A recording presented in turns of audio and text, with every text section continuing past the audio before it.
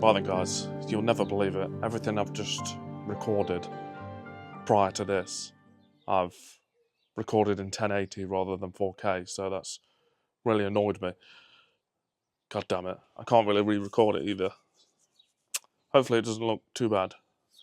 Anyway, that's the Brembos removed. As you can see, they've definitely seen better days. I've had quite a substantial leak from the bleed nipple, to the point even the helical has worked its way out somehow, God knows how. And yeah, I'm hoping this is the reason why I've had no brake pedal. Time will tell when I put the new ones on.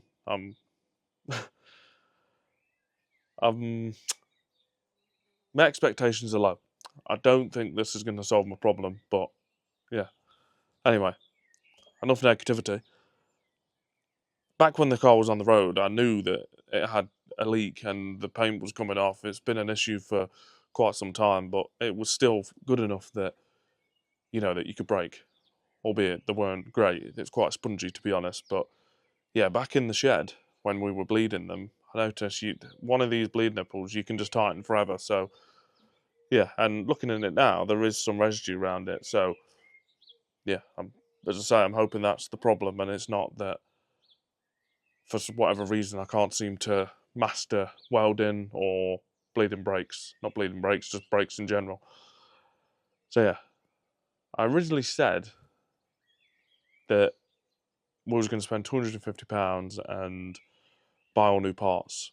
I've gone against that idea now to save money. If you've not realised yet, I'm quite tight. So I'm going to be donating everything from these calipers, with the exception of the piston seals and the pistons, and we're going to be putting it onto the new one. You know, there's no reason why we should buy a new retaining spring. If I wipe that down with a baby wipe, it's going to look brand new essentially. So that's what we're going to be doing. So let's begin stripping them down, and fingers crossed it all goes well.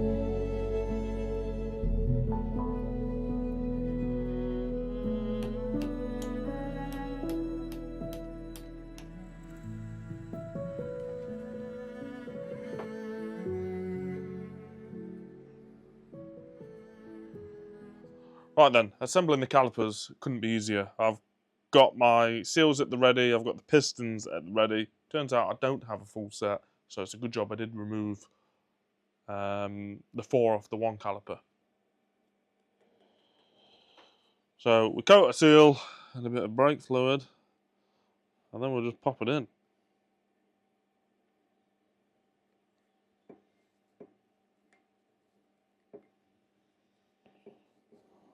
She's in nice and secure. Grab a piston.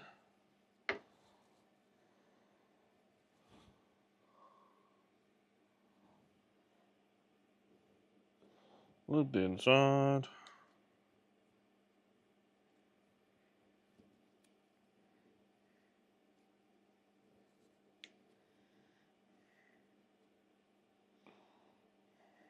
And then we pop her in.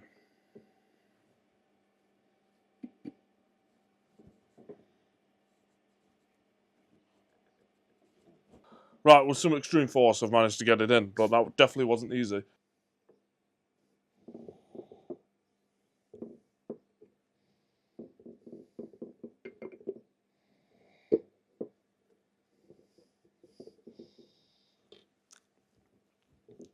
One moment. Right, that was an absolute pig to get in. I had to resort to getting a hammer on it, and the seal's not completely flush, so I may have to go around that a little bit later on, but that is 1/2 assembled.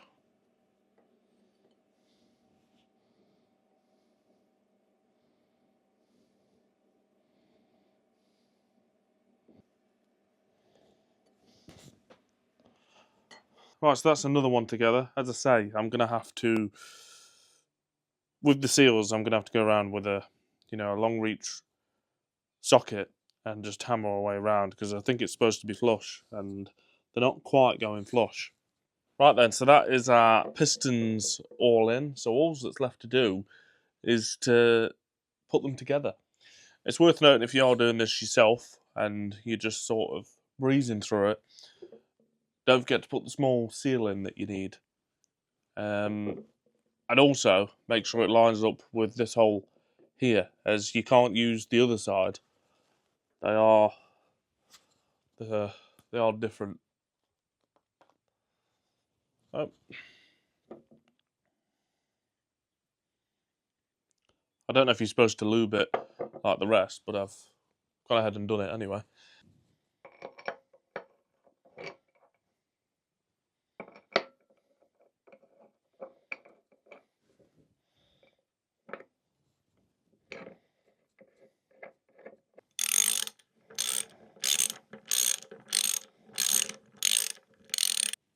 There we go. That is both calipers fully assembled.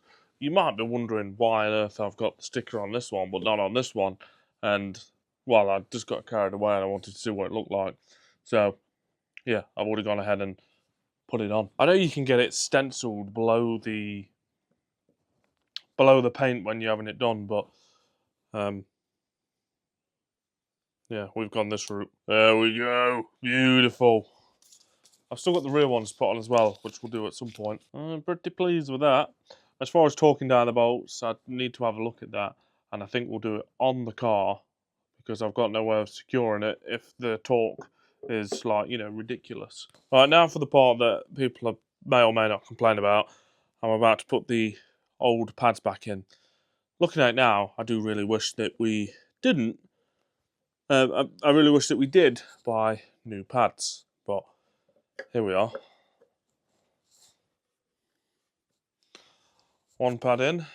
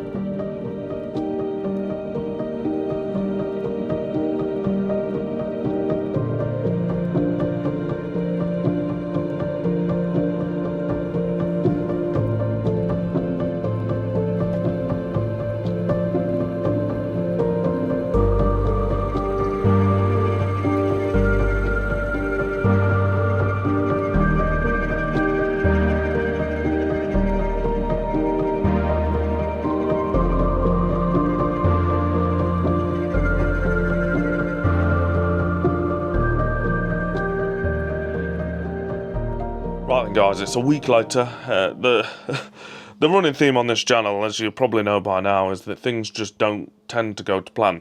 And that's probably just because I'm an idiot more than anything. The driver's side caliper has a leak from multiple areas.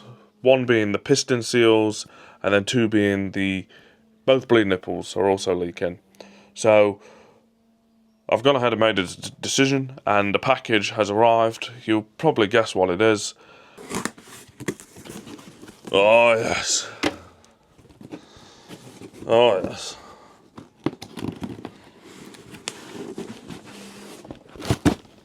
Here we go. Let me come over there.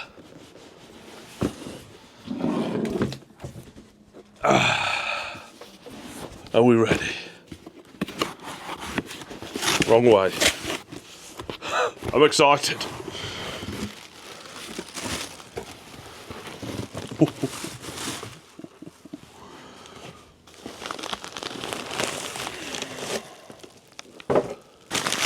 Here we go. Look at this.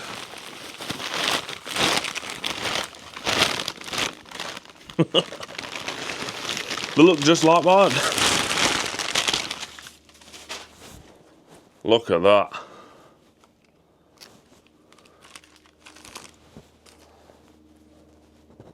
That's crazy.